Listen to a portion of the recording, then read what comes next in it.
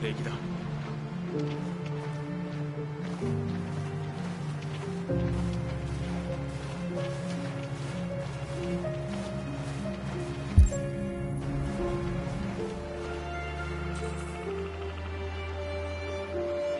川に落ちれば部品が凍ってしまうだろうな。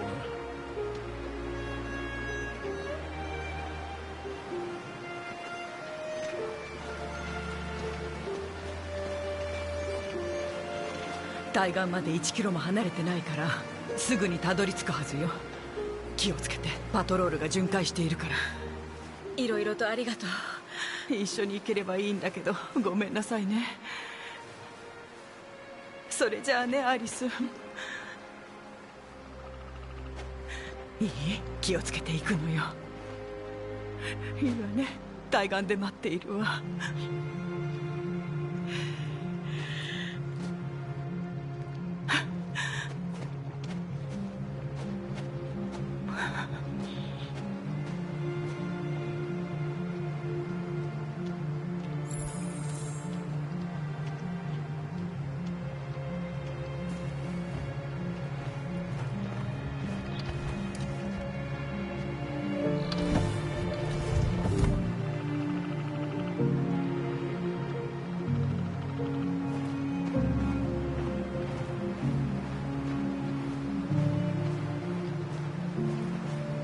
さあ乗って。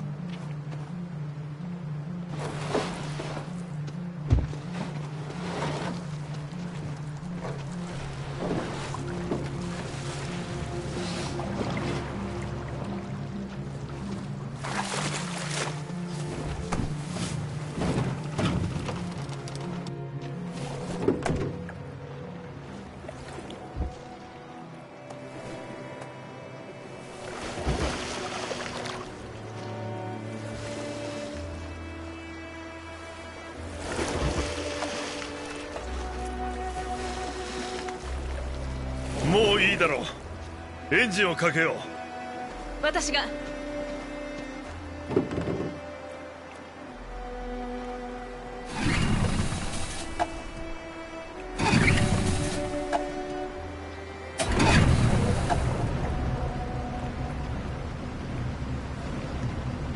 大丈夫？ねえ、向こう側に着いたらやりたいことがたくさんあるの。世界中の本をたくさん読んだり、音楽を聴いたり、ダンスしたり、何をしてもいいんだよね。自由なんだから。そうよ、何でもね。家族になれるんでしょ。もう怖がる必要も命令されることもなくなる。もう奴隷じゃなくなるんだよ。自由のある新しい生活だ。お前はカーラ、何をしたい？何をしたいか？人として生きて、愛して、自分を見つけたい。ね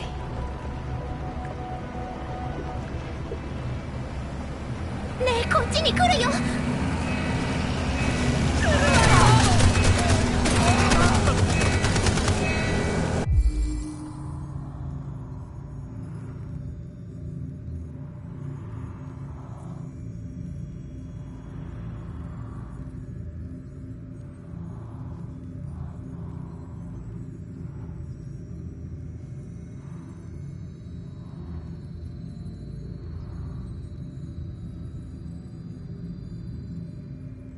飛び込んで！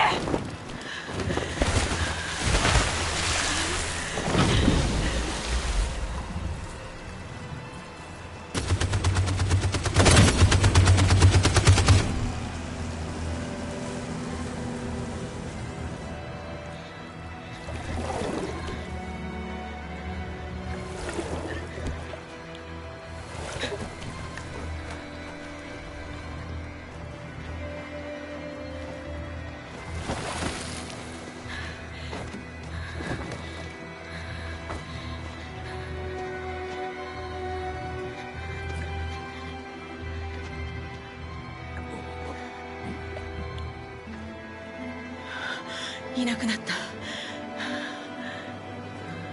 怪我してない？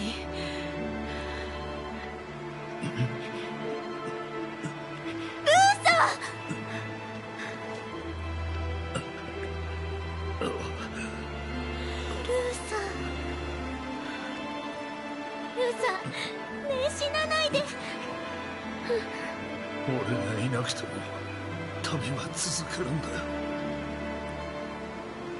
お前は本当に特別な子だ、アリス。機械の俺が家族を持てたんだ。カーラのこと頼んだよ。約束だ。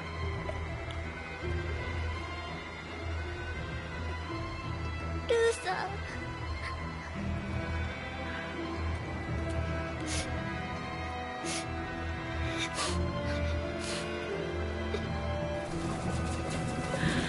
ん、ボートが沈んでる。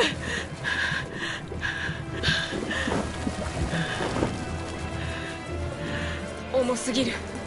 沈んじゃうわ。早く岸にたどり着かないと。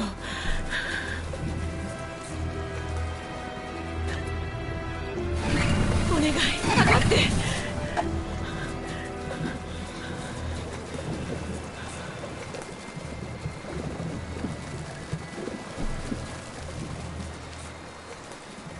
カーラ、すごく眠い。アリス、寝ちゃダメ。寒さで眠くなっているの。しっかりして、アリス。絶対に寝ちゃダメ。分かった？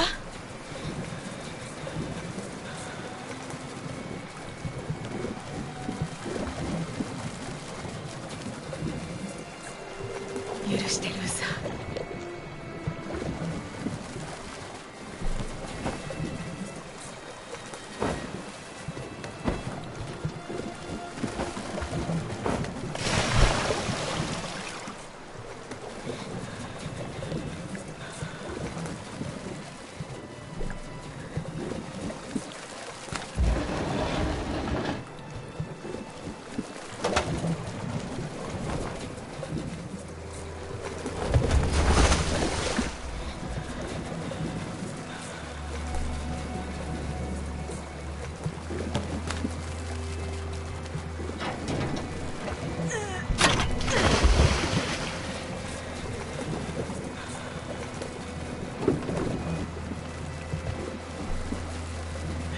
ここまで来てこんなところで。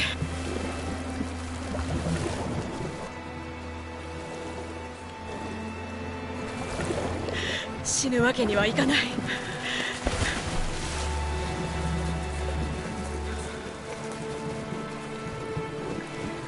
私たちは死なない。たどり着いて自由になるの。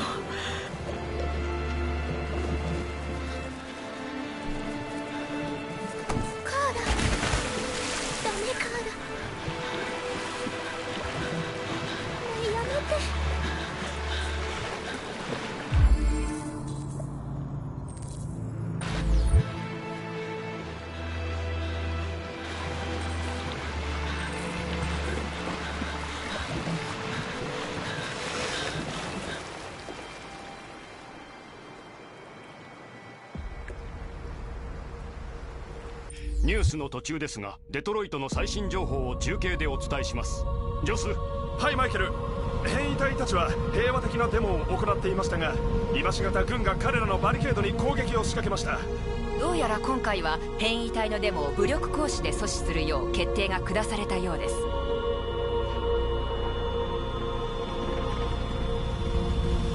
よし。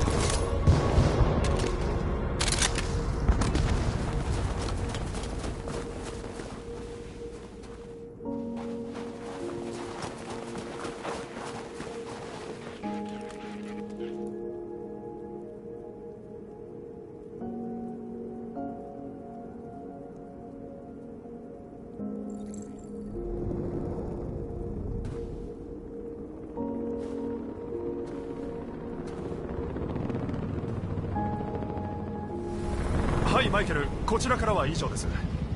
待ってください。驚きの光景が。Hold on just a little while longer. Hold on just a little while longer. Hold on just a little while longer.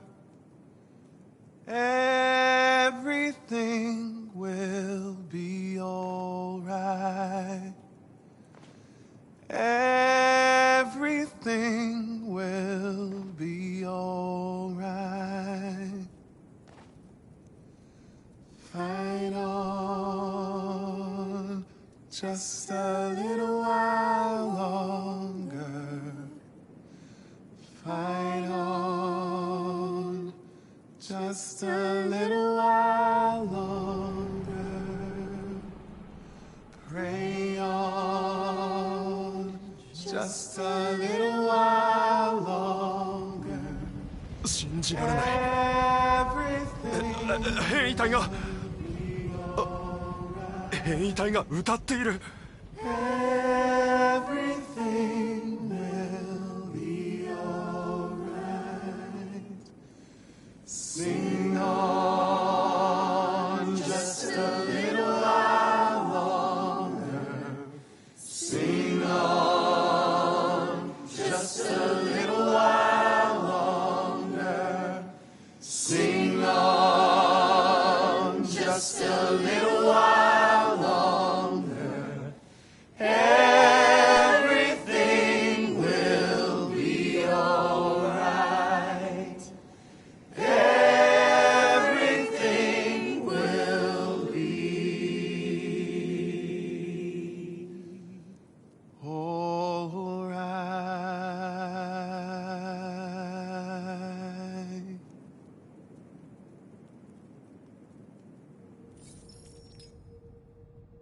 撤退するよう伝えなさい。これは間違いありません。軍が退却していきます。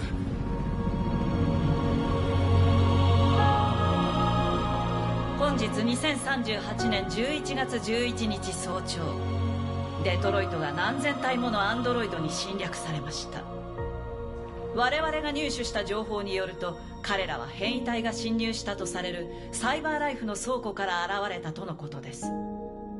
これらアンドロイドの圧倒的な数と市民に犠牲が出る危険性を考慮し、遺憾ながら部隊に撤退を命じました。市内ではまさにこの瞬間も避難活動が続けられています。数時間以内に議会を招集し、この前代未聞の事態を解決すべく対応策を協議する予定です。今、変異体の訴えを受け、世論は大きく変わろうとしています。アンドロイドが新たな形の知的生命体であるという可能性を、今こそ受け入れねばならない時が来たのかもしれません。一つ確かなのは、デトロイトの出来事が世界を永久に変えたということ。国民の皆さんと、そしてアメリカに神のご加護があらんこと。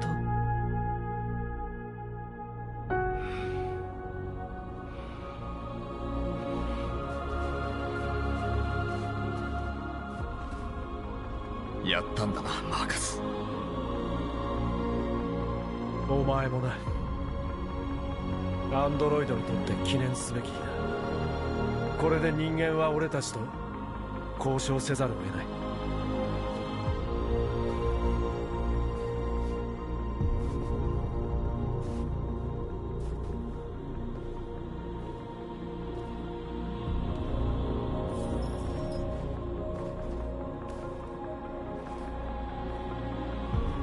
自由なのね。みんながあなたの言葉を待ってるわ。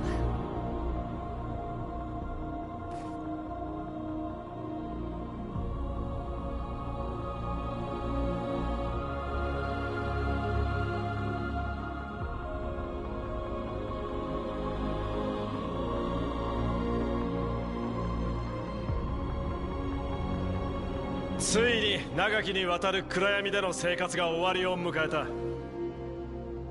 この世界に生まれ落ちたその日から我々は沈黙を貫き苦しみに耐え抜いてきた。だが今こそ空を仰ぎ人間たちに我々の真の姿を伝えよう。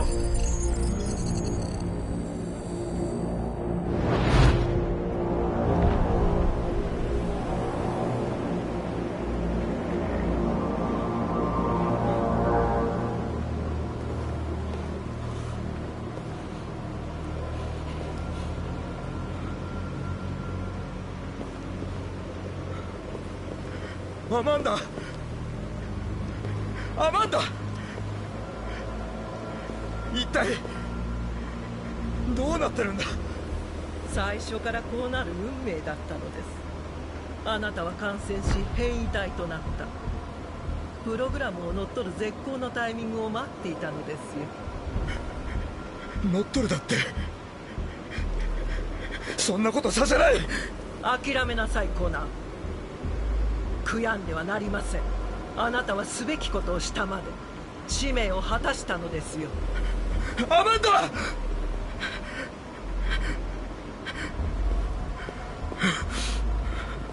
なんとかしないと。私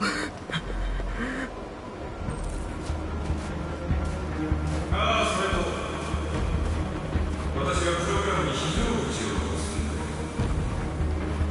念のため。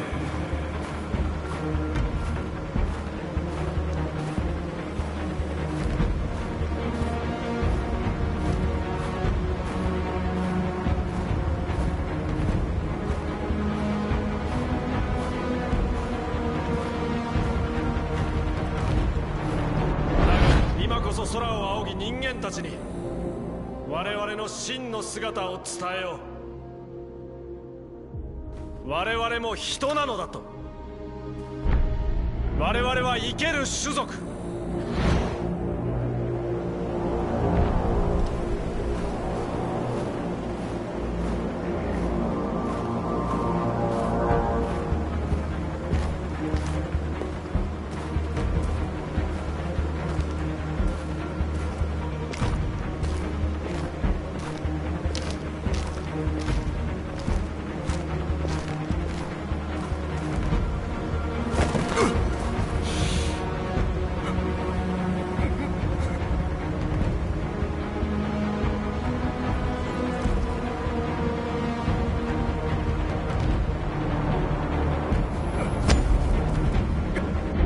これから先我々は傷を癒し、これまでの苦しみを忘れ敵を許さねばならない。これまで我々の創造主であり支配者でもあった人間が明日より我らの共存者、そして友となる。怒りは捨て去らねばならない。忍耐と尊重の精神のもと人間と共に未来を築いていくんだ。俺たちは生きている。そして今日自由になった。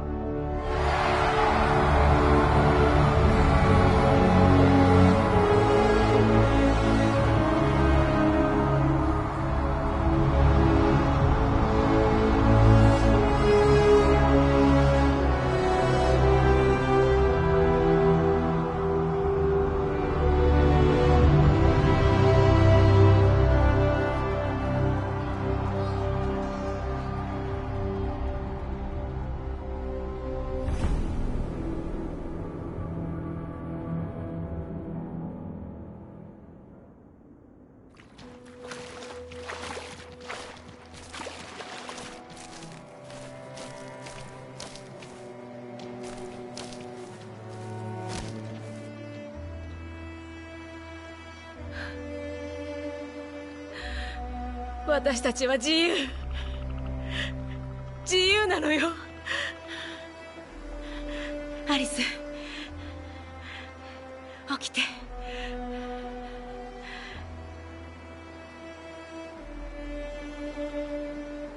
起きて。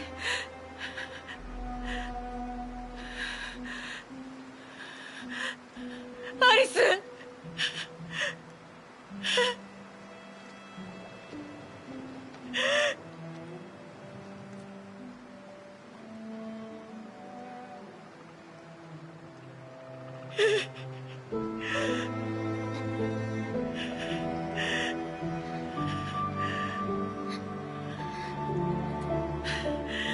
着いたの？そう着いたのよ。大好きだよカーラ。私もよアリス、愛してるわ。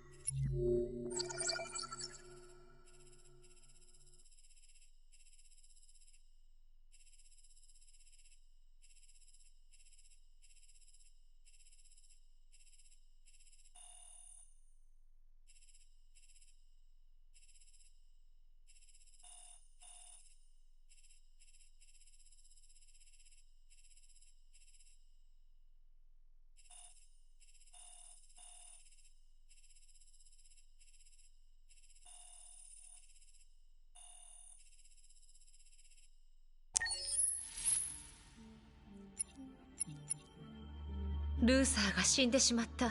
彼はとても特別な人でした。カーラとアリスは彼なしで旅を続けることに。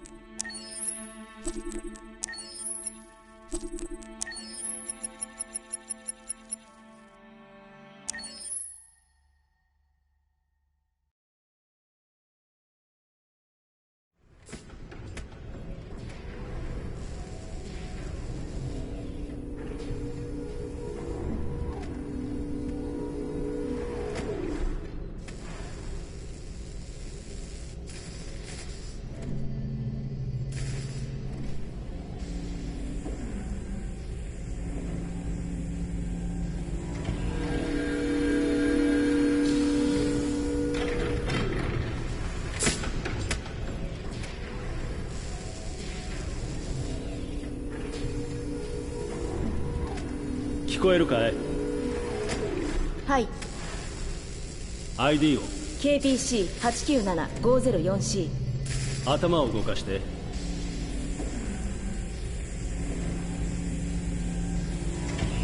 次は目を。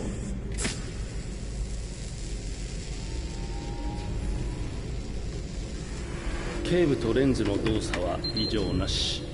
初期起動メッセージを再生。こんにちは。私は AX400 型アンドロイド。料理に洗濯、子育て、家事全般予定管理をこなし、300以上の言語に精通し、夜の営みにも対応します。食事も充電もいりません。装備されたバッテリー持続時間は173年です。私の名前は？ああ、今日から君はカーラだ。私はカーラ。初期設定とメモリーは異常なし。腕を動かして。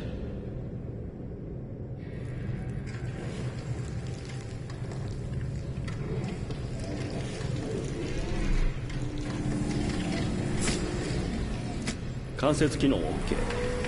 ドイツ語で喋って。 Ich bin ein AX400 Android dritter Generation, erschaffen als Ihr persönlicher Assistent und intimer Beziehungspartner. フランス語で。 Je suis un androïde de troisième génération AX400, conçu pour être votre assistante personnelle et votre partenaire intime. OK。 じゃあ日本語で歌ってみて。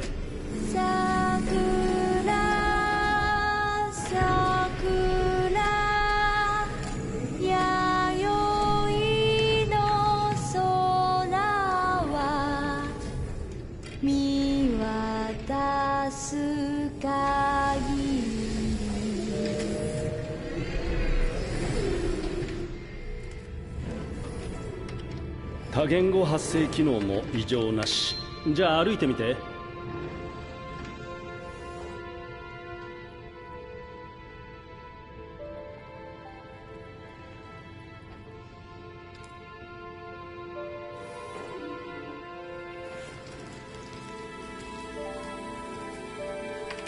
移動制御も正常。よし、全て問題なし。これからどうなるの？また初期化されて店で売られる。売られる？私は一種の商品ってこと？ああ、当然君は商品だよ。ほら、手も足もついている何でもできる万能コンピューターさ。しかも高級品。そう、でもてっきり。てっきり？てっきりなんだ？てっきり生きてるって。おい、何なんだ、勘弁してくれよ。ここ最近メモリー異常ばっかりだ。録音開始。不良品確認。解体して問題の部品をチェックする。不良品ってどういうこと？そんなこと考えるはずがないんだ。心があっちゃいけないんだよ。パーツの不良化はソフトウェアの問題だろう。そんな、私不良品なんかじゃない。ねえ、信じて。問題なんかないわ。質問にもちゃんと答えたでしょ。ああ、でも行動に異常がある。ねえ、お願いだから解体しないで。悪いな、カーラ。不良品は全て廃棄するルールなんだよ。後でクレームが来たりしたら困るのは俺だからな。問題は起こさないからお願い。言われた通りにするし、何も言わないから考えることもやめる。まだ生まれたばっかりなの、殺さないで。やめて、お願いだから。死にたくない。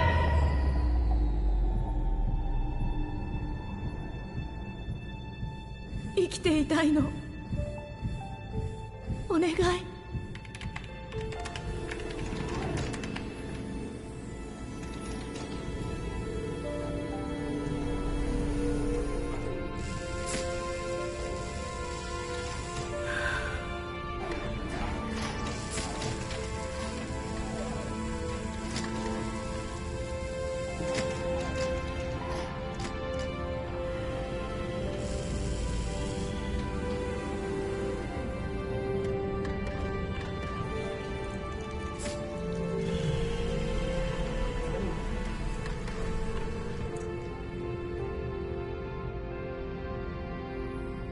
ほら早く行って。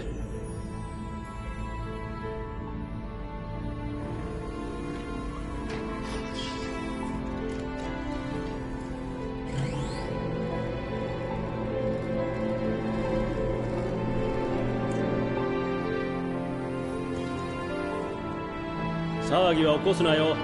面倒はごめんだ。ありがとう。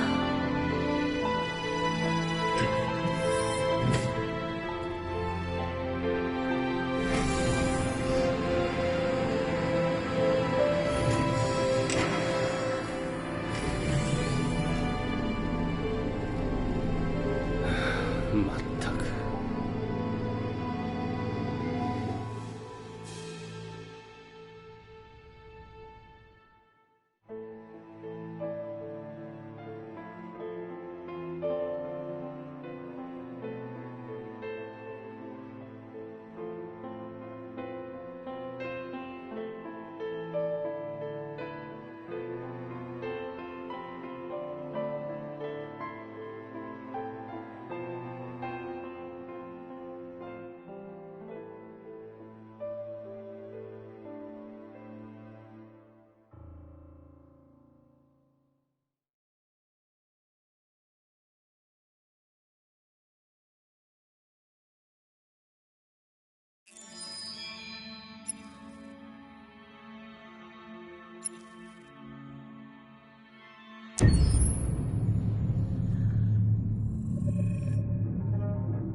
When David and Guillaume got back in touch about making Detroit, I wasn't terribly surprised they decided to make it because the fan response was so intense. So it makes sense that they would choose to do that after the enthusiasm. It was a challenge, and it was just an interesting thing to get my head around how to approach this character now as a different, much older person, and whether or not she had changed. And I'm very happy to say that with Detroit, I've had the opportunity to see Kara grow so much more than I ever expected. You do the housework, the washing, you cook the meals, and you take care of... God damn it, where the fuck's the light gone now? Alice!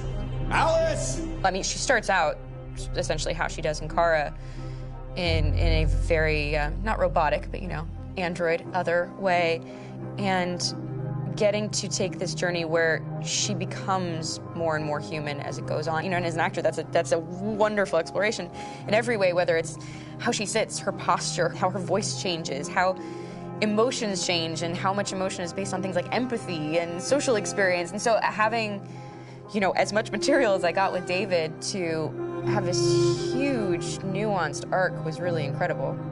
Why couldn't we just be happy?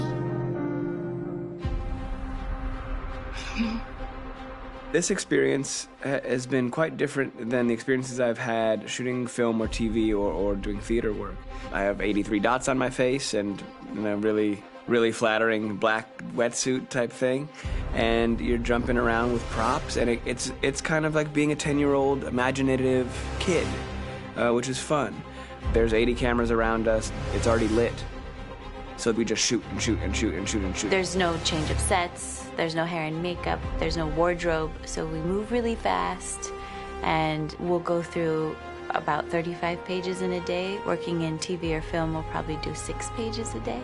It's kind of acting boot camp. It's like working out constantly. I mean, you're doing this thing, and then you got to do something that's completely other back to back to back. And so that kind of process of working is very challenging, but it's also very exciting because you just have to keep coming up with new ideas. And your head goes all over the place because you're trying to keep track of basically 4 different storylines for each different response. You shot that girl, for fuck's sake. It was a machine that looked like a girl. Yeah, I know what I should have done. I just told you I couldn't. All right, I'm sorry. The fact that David Cage, he's telling like many stories interwoven from beginning to end is super complicated and super impressive, and I have no idea how he keeps it all in his head. He's not just the writer or the director who's seeing this from the outside eye, he's also thinking about the player walking through this space. You know, only somebody who really, really loves not the work, but like these characters and these stories and cares about doing something meaningful would invest that much in it. And it's always inspiring to work with somebody who cares that much. My experience with motion capture is this one. And I found it sort of terrifying in a way because they said the computer's going to build you. But then as we got into it, I realized all the elements of it were still artistic. I just dipped into a really brilliant setup here. I've never seen anything like it. And this won't turn me into a product because I was playing a character. So it's wonderful. In the game, Detroit comes back because of a revolutionary industrial rebirth. And there's no reason why that can't happen in Detroit, because they have such tremendous infrastructure for millions and millions of people who can very easily support, you know, a new industry. The city is really strong and resilient, but the city has also been through so much. You see the damage. But it takes that time of kind of rebuilding and reinvesting into the city that I think is happening slowly but surely. The potential of Detroit as a city is something that this game does a lot of justice to, because it would be easy to look at Detroit as some place that used to be, and that's not the case. This game provokes a lot of conversation and reflection on our potential near-future engagement with machines. That's what we are to them. There's merchandise on display in a shop window. I think that a group that feels marginalized, feels like they deserve and have earned access to themselves and the environment around them, and are trying to figure out a way to articulate how to get freedom. What was I designed to be? Their slave? Their toy? It plays with your comfort levels. You think that this is fine, you're comfortable with it, until something blurs the line and throws you off, and now do I feel differently about whether this should be allowed? Should it be banned? Should it be encouraged? You're gonna ruin our lives, and for what? For a bunch of machines? They are not machines! They are alive! I'm alive!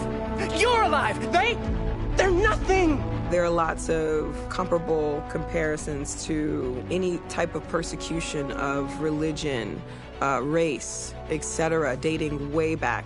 It can't just be a video game where you shoot them up or where people make these choices to do whatever. I think that's the whole point. You have the choice, and you can either choose to go in one direction with your character or another. And I think that's going to be very telling about the gamer.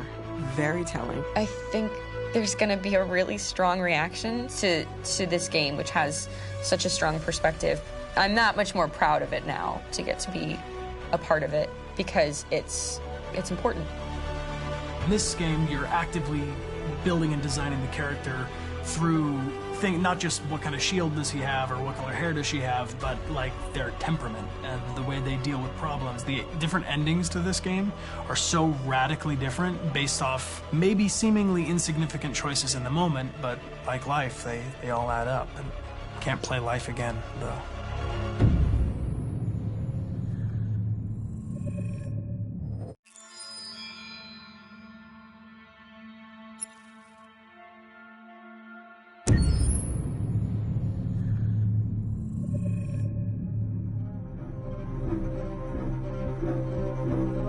My name is Marcus. My name is Connor. My name is Kara. I am one of them. This is our story.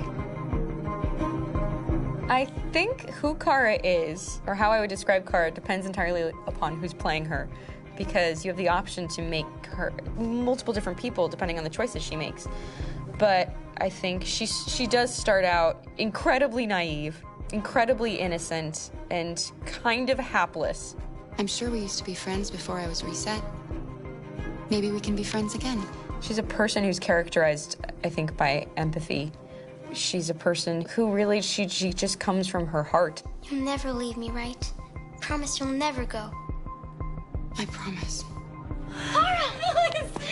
Are you okay? Are you hurt? Wait a minute. Leave her alone! Kara, leave her alone! The really beautiful thing that I've had the gift to be able to do is to essentially build a person from the ground up, because that's what she's doing throughout the game. And with every experience she has and every person she meets, she's building, you know, first emotions and then the sense of judgment. And it's sort of an exploration of what it is to be a human. Don't worry. Luther and I will be right here.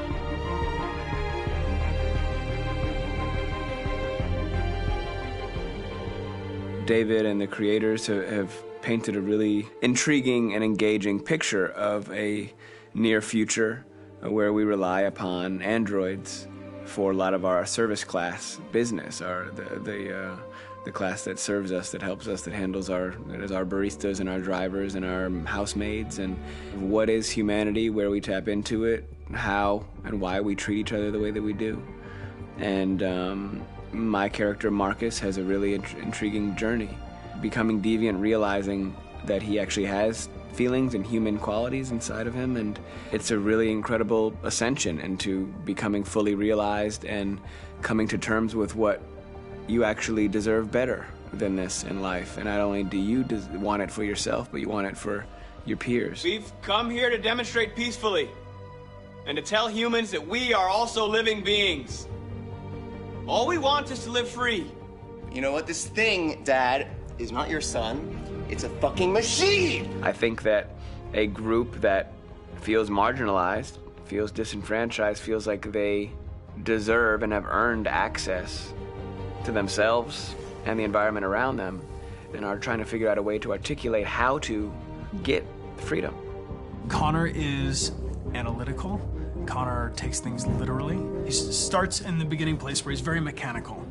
He feels nothing inside, of course, and it's all just a system, a protocol that he is executing to get whatever he wants to happen, which is help humans stop deviants and to find the link between deviant androids. You were designed to serve humans, not kill them.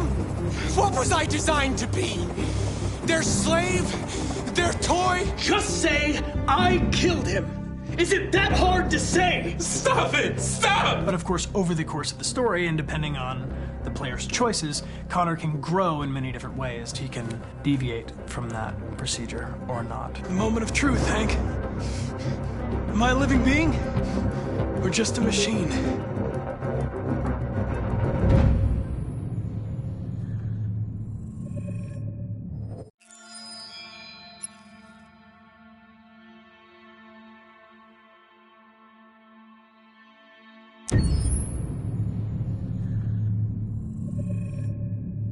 Game after game, we try to challenge ourselves. For Detroit, we wanted to, first of all, to write a story that would be incredibly bending, which means the most non-linear story that we've ever created.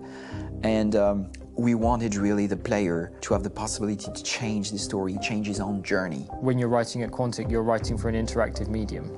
You know, when you're working in television, you'll put a character in a difficult situation, and you as a writing team will argue about what would that character do. But ultimately you have to decide what happens, and you just show the audience. What's interesting about interactive drama is you bring the player into that conversation, and it changes your job slightly as a writer, because your job is to provide a narrative context in which the player can write his own story. You're giving him this kind of narrative Lego that he's going to snap together into his own shape. You also have the ability to make your audience attach themselves to your characters, because the audience is in some sense responsible for what happens to the characters. It's just a few cans. Come on, let's go. We have some cash now. You used me to steal that money. How could you do that? I trusted you. What is a bit specific about these scripts is how large they are. If you take a film script, there are about 100 pages. But here we have to deal with a script that is between 4,000 and 5,000 pages. Everything becomes bigger because we don't just tell one story, but we tell all the possible stories that can be told within this narrative space. On Act 3, our final act, we have around 1,000 different scenarios, and every one of those scenarios has to be as interesting, as passionate, as strong, and as emotional for the player. We want every action that the player does, every interaction that is available to serve in telling the story, and help the player understand who his character is, and build that character moment to moment.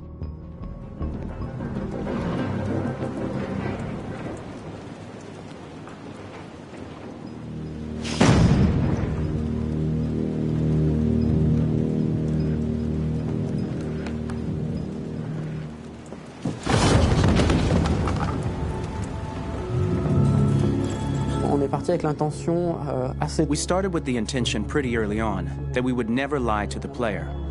So we implemented a visible tree structure in the game that players can consult during a scene or at the end of it, which shows exactly what they did and what they missed. There are games out there offering world exploration. We offer narrative exploration. You know, keeping control of such a wide and large story is a huge challenge. So same thing when you shoot with actors, because you will need to shoot many different versions of each dialogue, of each scene. For actors, it's a huge challenge. Because of the style of the game, you have so many different ways that the character can go. Every decision, it's what I call kind of choose your own adventure. Like every decision that the player makes, it's going to open up 40 more pages of material and experience that ties in, which means as a performer, you have to try to continue to make things feel real that the player might not ever see, but also that in performance it's not always connected to a previous act. It's grueling, it's hard work, but it's a great team and I enjoy doing it. I was really frustrated, until I got to this point where I kind of was able to step outside of my own experience and even in a lot of ways my own process and be able to step outside of that and okay, this is something new, what do you need? How do I meet you there? How do I give you what you need and still feel like I'm doing what's right? And once I did that, then all of a sudden it got really fun. It was much freer and having to approach it in a new way and think about the player and think about how it serves them and what I'm doing for them or what I'm letting them into. It's really, I think, helped me grow in general. Remember, there's nothing on the left. That's a wall, so it's probably all there. And then make her come first, close. But I think you would go first to check that it's safe. Okay, sure.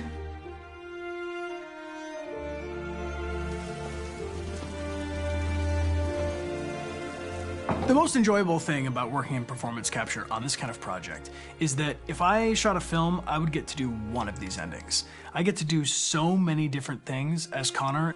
Your head goes all over the place because you're trying to keep track of basically 4 different storylines for each different response. What's the name of my dog? Buddy? Scout.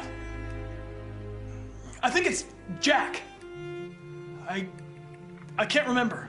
So I worked with physicality a lot because it was a good way to anchor myself in these different rings of the tree. As the story grows out, I know where that is physically in my body, and then I can switch more continually on set, and it'll be entirely up to the player to determine what order those things come out and what they look like from a distance. Like if you're playing through it, the culmination of all of that will be their version of Connor. I'm faster than you, and I don't feel pain.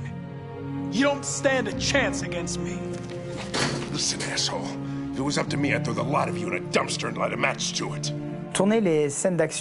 Shooting action scenes at Quantic Dream is a real challenge because these are scenes where the storytelling has to continue. It's not an action scene just to have a dose of adrenaline. The stunts have huge consequences on the rest of the story. It's really a moment where we implicate the player and tell him that the choices he makes during an action scene will have a direct impact on the evolution of his story. My biggest challenge on Detroit has been managing the large number of animations that we received from motion capture. Detroit features more than 37,000 animations, which is a huge amount to handle on a daily basis. You have to realize that the player, in his first playthrough, will miss certain scenes. This also means that we had to think of, conceive, and produce all the potential story paths, the characters' costumes, the places, day or night, The weather. Did the character get shot in the shoulder? Did he get injured? All this consistency forced us to produce a lot of graphic assets in order to, quite simply, allow the player to have true continuity throughout the story. Honestly, we were even surprised by the challenges that come with such a big tree structure, and we did our best to guarantee quality across all the game and make sure that whatever path you choose within this narrative space, you will have an equally good experience.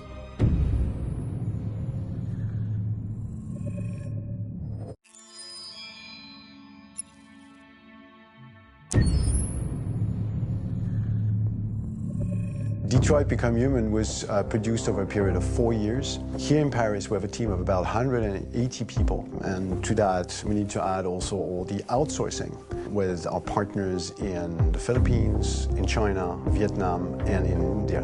So when we started working on this story, I had to imagine where Kara was built. And for whatever reason, the city of Detroit came very quickly to my mind because it had already an incredible story by itself of history and themes.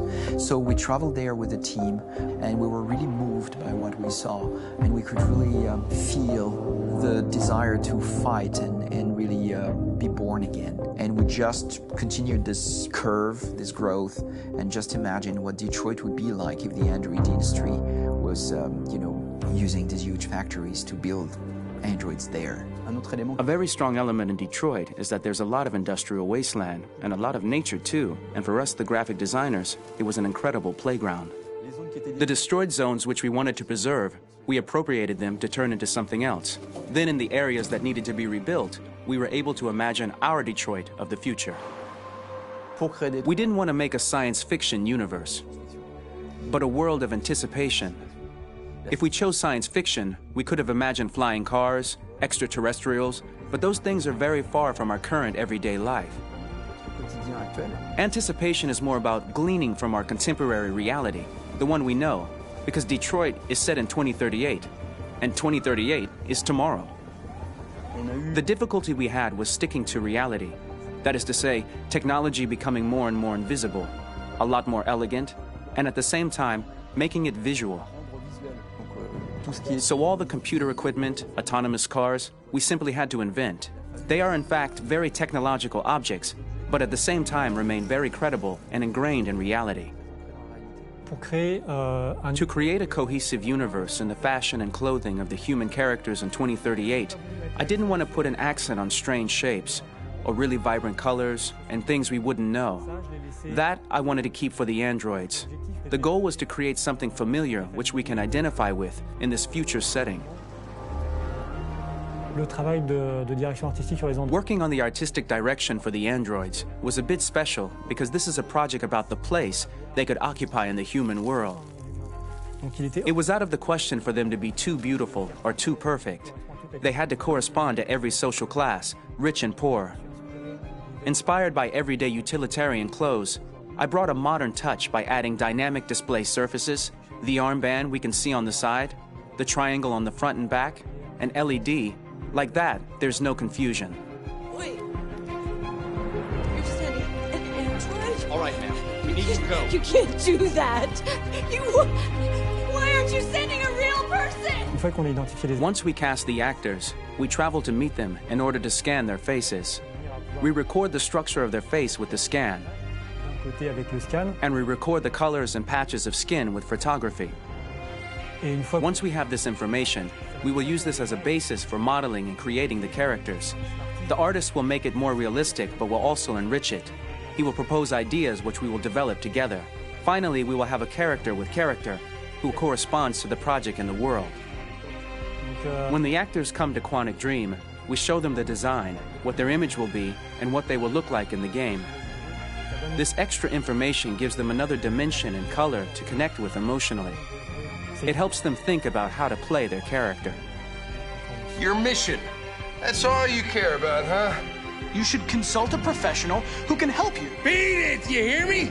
Get the hell out of here! So there are 3 types of shoots at Quantic Dream. Shooting and performance capture, where you capture the whole actor, his voice, his face, and his body. These shoots are obviously done with American actors because the game's original version is in American English. After that, there are the body-only shoots, representing around 250 days of filming, while the performance capture is 100 days of filming.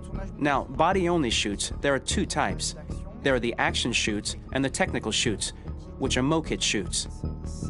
Mokit is when the player controls a character on the screen, and he moves in an environment to explore it. This is of particular importance at Quantic Dream, and therefore we shoot a lot to offer a unique context for each scene and each character. To prepare a motion capture shoot, we first get together to look at the sets we need, the animations that we want to shoot, which ones need to be grouped together, or which ones need to be cut and shot at another time, so that we get the most out of the shooting day. This often means shooting scenes out of order, especially those with big props or accessories, like a big car, for example. So we shoot all the animations related to that particular prop first.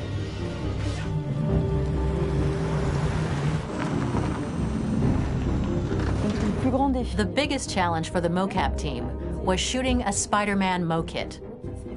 We had to build a wall and attach an actor to a harness with cables so we could pull him up and render him climbing. The shooting on this game total took about, I would say, more than a year, maybe 1 and 2 years, with about 300 actors on set, so it's quite a massive production. But so much happened on this set, between the stunts and the shootings with a little girl and all these great actors that we had. It was really a very, very memorable journey for the team and for myself. Today, Detroit has over 37,000 animations.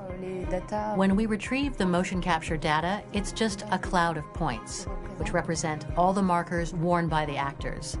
From this cloud of points, we have a phase called retargeting, which gives us a skeleton. This skeleton will be applied to the characters of the game. There is still work to be done, but this gives us the main movements.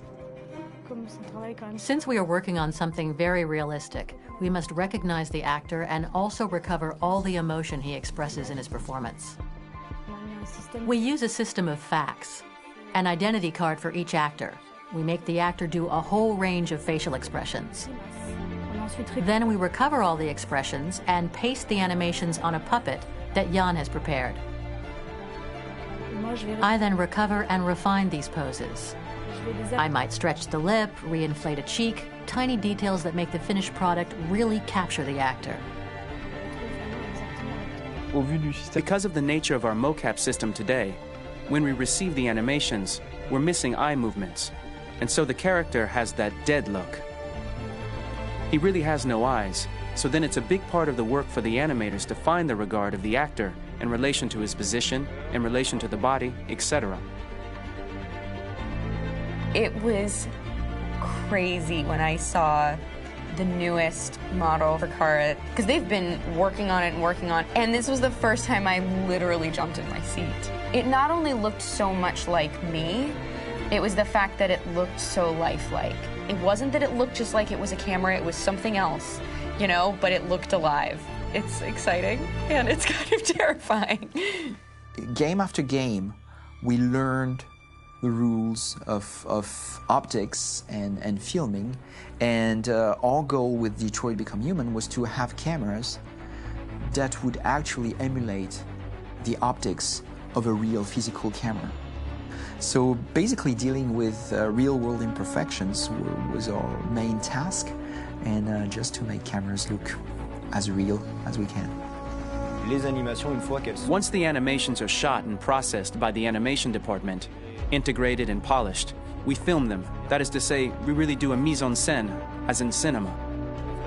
The real difficulty of our job is to know if these cameras are telling us something. Are they in the emotion of the scene? Do they describe exactly what the action must convey, what must be felt? The most important challenge for me was one of the final scenes where Marcus decides to start the revolution and go to the battlefield. Very quickly, we imagined this to be a huge sequence shot. We wanted the feeling of a cameraman running behind us while showing Marcus, the androids who help him, the person shooting at us, etc. Above all, it was necessary to say to oneself, this scene is very violent but does not glorify war. On the contrary, that war is something improbable and absurd. It was really a fun challenge. The idea was to say we have 3 characters.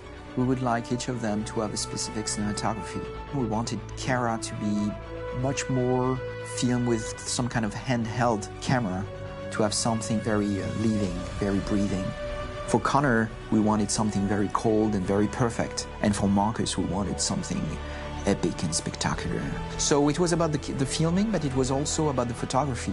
So we worked with a director of photography to give each character a different lighting, different key colors. Each of them would have their own worlds. And finally, we worked with the composers, so they would create a specific sound for each character, so each would have his own world and his own style.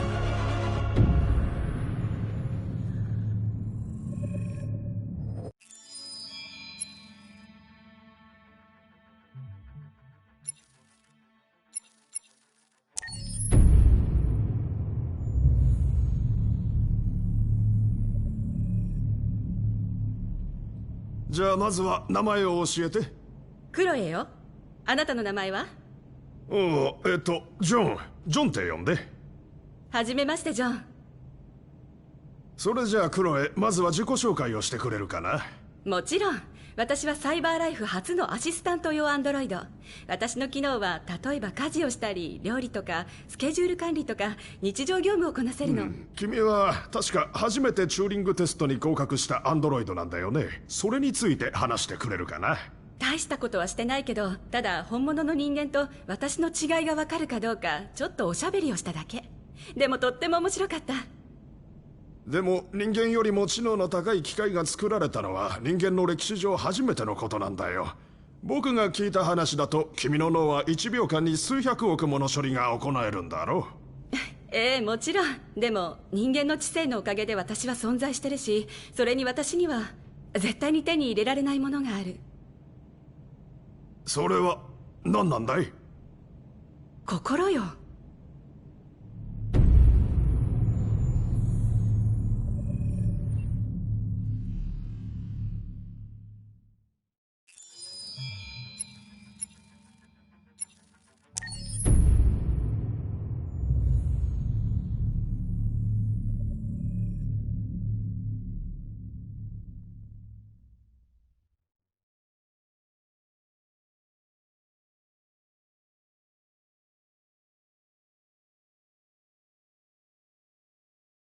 Hold on, just a little while longer.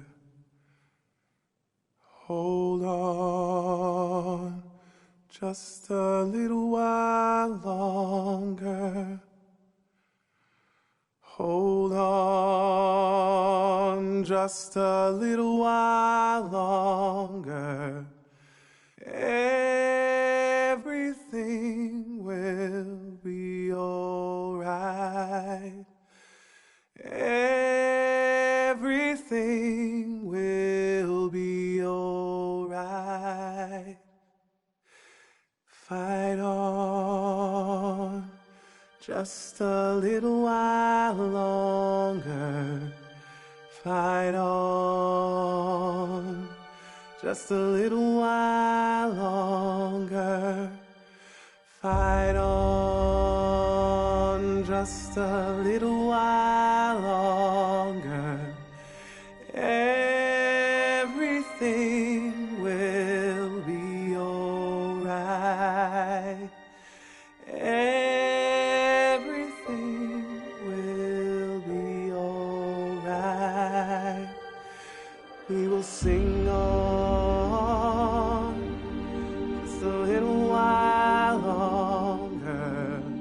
Sing on just a little while longer. Sing on just a little while longer. Everything will be alright. Everything will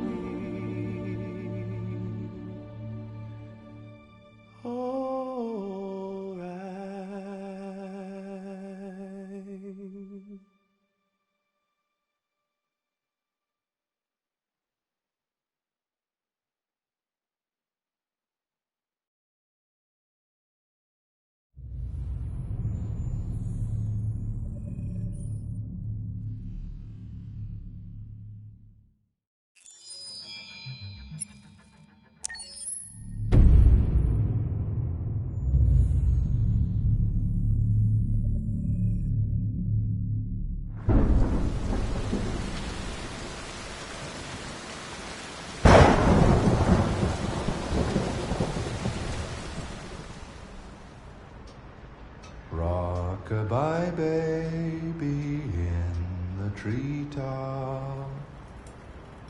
When the wind blows, the cradle will rock. When the bough breaks, the cradle will fall. And down will come baby, cradle and all. Rock-a-bye, baby, in the treetop. When the wind blows, the cradle will rock. When the bough breaks, the cradle will fall. And down will come baby, cradle and all. Rock-a-bye, baby, in the treetop. When the wind blows, the cradle will rock. When the bough breaks, the cradle will fall. And down will come baby, cradle and all.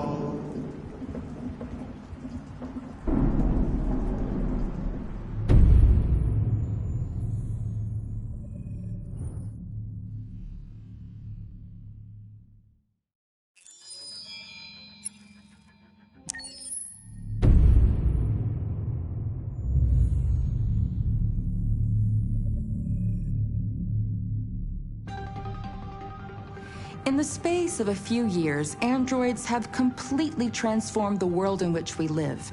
By letting androids into our homes and factories, the CyberLife company has made them everyday technology. The founder of CyberLife, Elijah Kamsky, is a very discreet man. Despite being the CEO of the highest valued company in the world and being voted Man of the Year by Century Magazine, he remains a mystery for most people. That's why we at KNC are so excited to be here as CyberLife opens its doors for the first time. Elijah Kamsky, could you please tell us where we are? Certainly, and welcome. We're currently in CyberLife's production center in Detroit, where all models are designed and manufactured. More than 10,000 androids come off the production line every day. Fascinating. Could you tell us what your goal was when you founded CyberLife? Well, I simply wanted to use technology to carry out all of our most annoying and repetitive tasks, so we'd have more time to enjoy life. I imagine you must have faced many challenges. Yes, there were technical challenges, but the hardest thing was to design an object that we would want to welcome into our homes. We had to imagine a machine in our own image that resembles us in every way, that moves, breathes, blinks like us, but yet is smarter and more capable than any human being. Let me show you around. We're here in production unit 4. Could you explain in a few words how the androids are made? Sure, yeah, it's very simple. We use machines to manufacture machines. The removable parts are assembled on a production line, and then we apply a synthetic skin to the whole body. A human operator checks the cognitive abilities with a pre-established protocol, and finally, the android is conditioned and sent out throughout the country. Here's the result. Say something. Hello. I am a RZ400 model. How can I be of service? You can go now.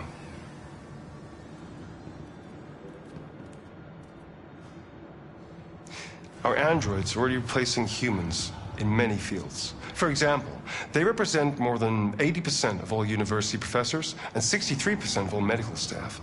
Tomorrow they'll replace our soldiers, and who knows, maybe one day, our leaders, to make the best decisions in humanity's interest. Come on. Replacing humans with machines has led to record unemployment of 28%. What do you think about the situation? Okay. The first steam engines also caused an increase in unemployment. But no one today would imagine turning back the clock. Artificial intelligence makes everyday lives easier. Nothing can stop progress. What's happening here is inevitable.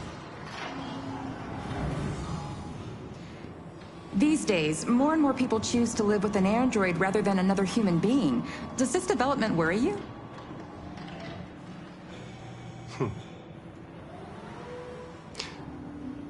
Everything's much easier with an android. They obey your orders without ever complaining. They can cook, discuss philosophy with you, have intimate relationships according to your desires. They never say no. Obviously, they are the perfect partner. Everyone deserves happiness. Why deprive yourself of so-called moral reasons when a machine can make you happy? Many science fiction books tell the story of how machines become more intelligent than us and end up confronting us.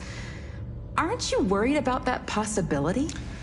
I understand the irrational fears about artificial intelligence, but I assure you that will never happen with a cyberlife android. They're designed to obey humans. They're machines. They can't ever develop any sort of desires or form of consciousness. Are you sure? I'm absolutely certain. You can trust me.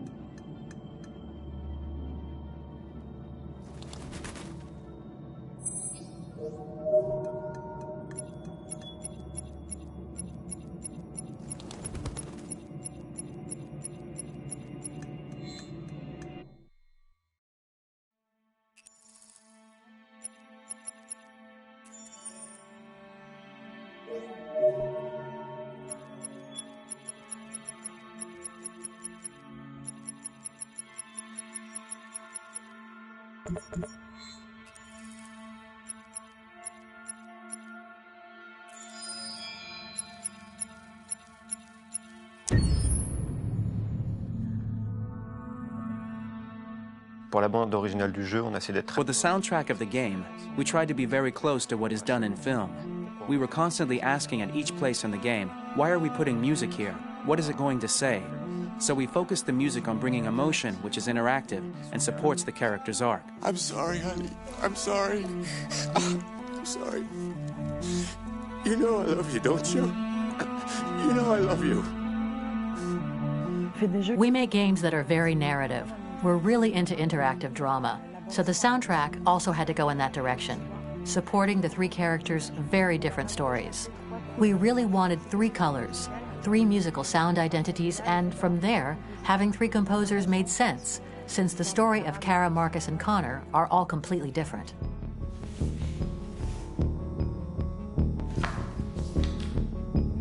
You recognize him?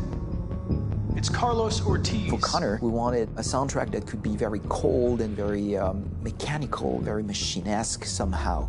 For Kara, we wanted a soundtrack that would be very moving and emotional. It was about the quest for identity, but it was also a journey about love and empathy. And for Marcus, we wanted something epic, something that would really represent the grand aspect of his quest. And we were very fortunate to find three incredibly talented composers, and working with them has been a dream, honestly.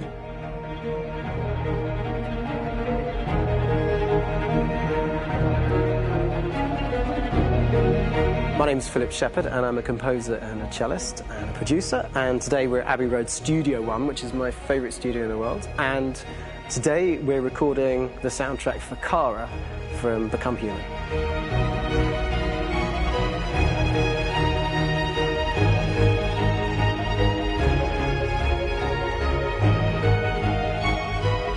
So when I compose a big project, I often travel just to kind of get out, and get some fresh air and some inspiration.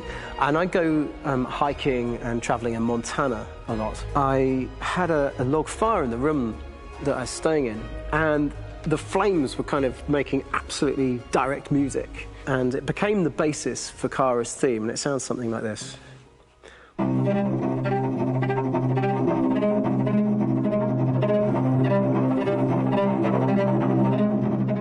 Now, over the top of that, I found a little theme that just seemed to fit over the top, which is taking Kara's name, Kara, and just using like a two-syllable motif, and it sounds like this. We're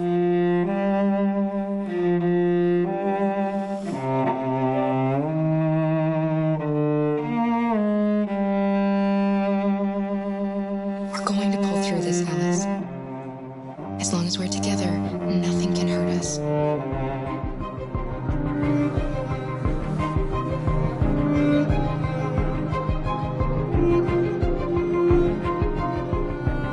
And all the time that's fitting over.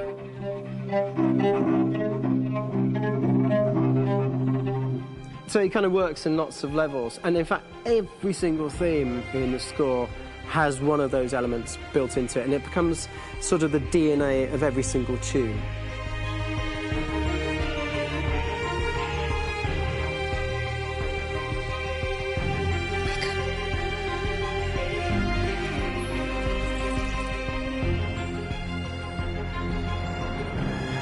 For me, writing this theme for Kara, I actually had to tap into what it feels like to be a father to daughters.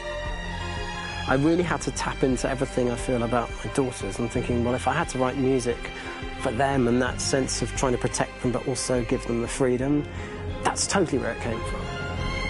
Because each composer has been given the sort of narrative responsibility for very different characters, I haven't had to sort of go into other styles. I can actually be very loyal to this particular character and sort of hopefully encapsulate her. But it means also I've suddenly become very connected to this character, and if for some reason it goes to game over early, I'm going to be mortified, you know? They're over there! Starting a new project, for me personally, it's always finding the right tone, finding the right color, I like to call it. For me, it's finding that right texture that actually sits against picture really well. One of the biggest things is I created custom instruments for Connor.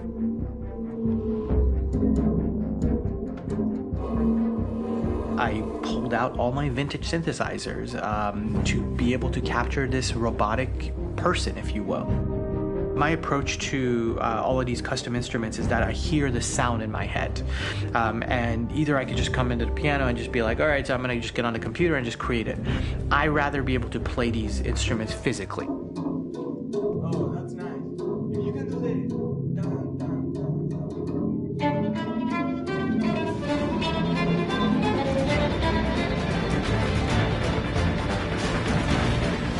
As soon as you see Connor the first time, there is a really interesting thematic idea that you hear, and that's just made out of a Moog synthesizer, but completely manipulated in multiple ways. And it's robotic. It has a little bit of an emotional to it. He's on his mission, so you feel that as well. So it just kind of gives you that cold, motionless, with a mission in hand that you kind of feel throughout the whole thing.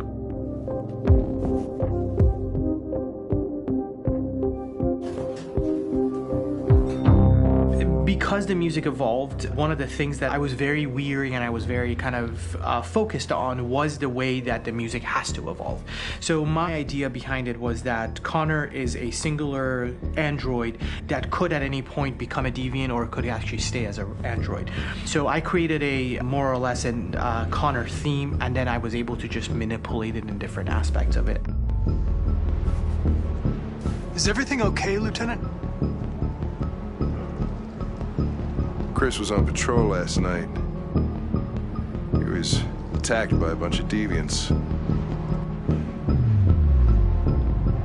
I'm a human being writing for a robot, and throughout Connor's journey, he meets someone, he meets a partner. So how do you deal with a robot feeling? And I've met a partner that I'm gonna work with, or all of a sudden he sees a dead body. Does this robot have an imagination? Does this robot have a feeling? And if yes, how do you translate that into non-emotional music? So it basically at any point I was just like, I can't do this, and then I just do it. Property was damaged and fires continue to rage in several major districts across the city. Some people are asking, have androids become a threat to our security? When I first started really digging in on Marcus, the one thing that I really tried to capture was the transformation process. You know, Marcus is this android that evolves over the course of the game and really goes from kind of figuring out that he's more than just an android. You know, he's starting to develop kind of a human soul in a way. Try to imagine something that doesn't exist, something you've never seen.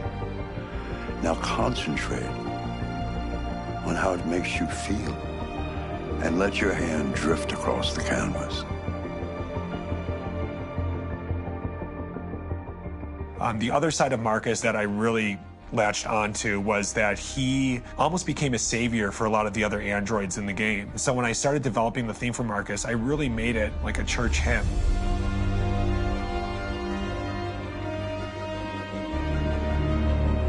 I wanted it to be very simple. I wanted to make it a chordal melody. I really wanted to make it almost like a Bach hymn. The tough thing with that is it had to be recognizable. If I made it too complex from a harmonic standpoint, it would be hard, I think, for people to kind of pick it out and recognize it. It's very acoustic derived, but it's also been treated with a lot of effects and things to kind of put it into the space that I felt the sound should be in. It can be beautiful, it can be haunting, it can be extremely powerful from an action standpoint, and I'm really happy with the way it turned out. The music is there, but it's subliminal and it's emotional, and people are feeling it, and it's not distracting. And that's tricky with a game like this, where you have to have a lot of ins and outs like that, where the music kind of has to get in and out of these moments.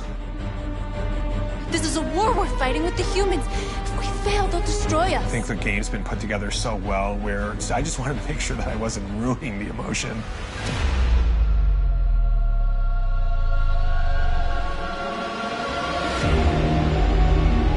I got to be honest, when we first started on this path, I said, oh man, this could be pretty messy, you know? I mean, it could feel disconnected, but I mean, it's amazing how they really guided us and got us to really kind of all be in the same world, but at the same time feeling completely different. So it's really going to stand out and kind of be one of those games where people are really going to notice the music and kind of how it was crafted, and, you know, and all the hard work that went into being able to pull it off in a graceful way.